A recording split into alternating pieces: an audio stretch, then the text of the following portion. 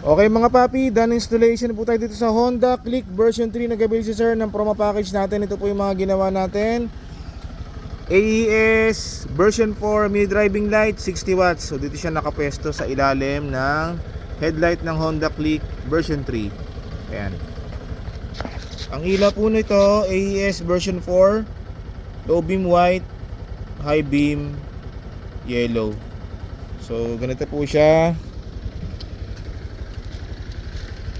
Low beam white, high beam yellow.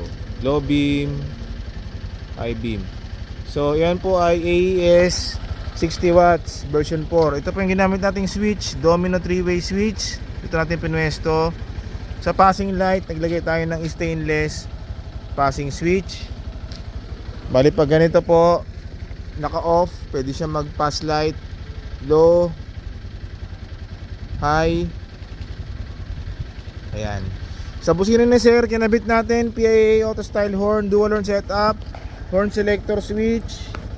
Dito po tayo naglagay ng halo switch, parang horn selector niya. Pag nakapatay yan, yung stock na horn ang tutunog. Then rapid switch. Okay, rapid. So may pre na po na rapid tsaka combo lights yung package natin. So rapid, low, high. Ayan.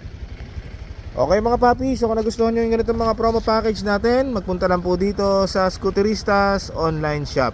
Maraming salamat po.